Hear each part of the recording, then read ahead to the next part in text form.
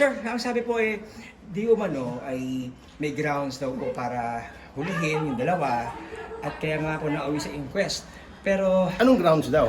ang mga kasong sinama sir is obstruction of justice, meron din pong Passport Act, violation of Passport Act, at harboring a fugitive. Your take on that, sir?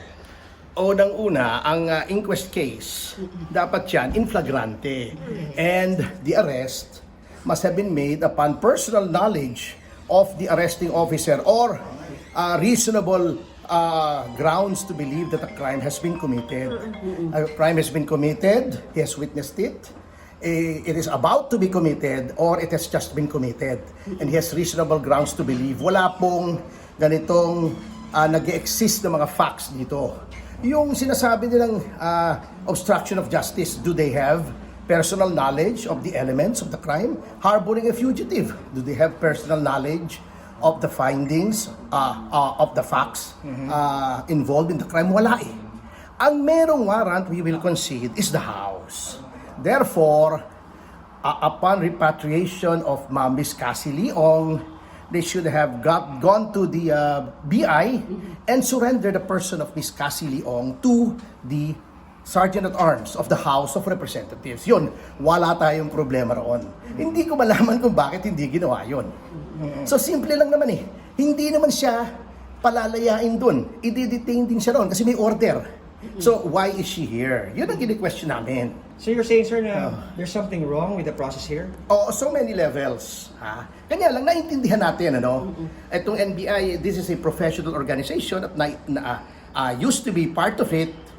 These are composed of good men and women. Kanya lang, syempre, pag inutos na sa itaas, wala na silang magagawa syempre. They have to follow orders. Naintindihan naman natin. Kanya lang, it will not preclude us from resorting to remedies in order to redress the grievances and the criminal acts that may probably have been committed. What legal counteractions are you planning to or contemplating to undertake, sir?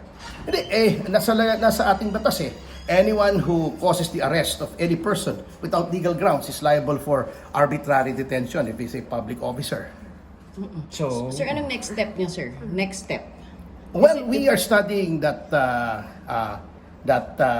recourse as well as studying our options for the forthcoming House and Senate hearings. sino po, sir, yung nakikita nyo liable doon sa arbitrary arrest? It's too early to tell. Tingnan natin.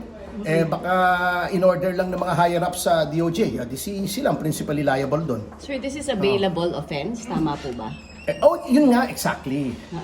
And hindi ko nga maintindihan kung bakit they could have avoided any legal infirmities by surrendering the body of Cassie Leong to the House. Ba't kaya hindi, yun ang malaking palaisipan eh. Ang iniisip ko na lang tuloy, kasi wala akong nakikitang legal impediment to turning her over to the House. Ang iniisip ko na lang, baka nagbakasyon na yung mga congressmen kaya walang tatanggap dun. Holiday daw po, sir. Holiday, yung sinasabi, sir. Does the enforcement of laws have a holiday? Di ba, pag-uutos yun ng legislature? Ibig mo sabihin yung pag-uutos ng legislature suspended sa holiday? Hello? But Holler? sir, yung sinasabi po nila kasi kanina is they have to undergo procedures here. Like No, they do not, because those procedures are for a legal arrest. Either a warrantless arrest or an arrest by virtue of an arrest order, a warrant of arrest issued by a court. Ito po, legislature. Para naman tayong kahapon lang pinanganak.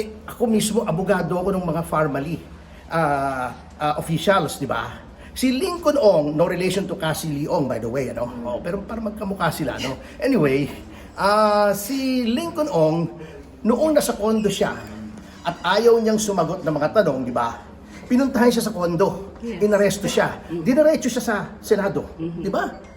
Kailan lang yan, naalala niyo yan, di ba? Yabang-yabang pa ni Gordon o yun, natitalo siya.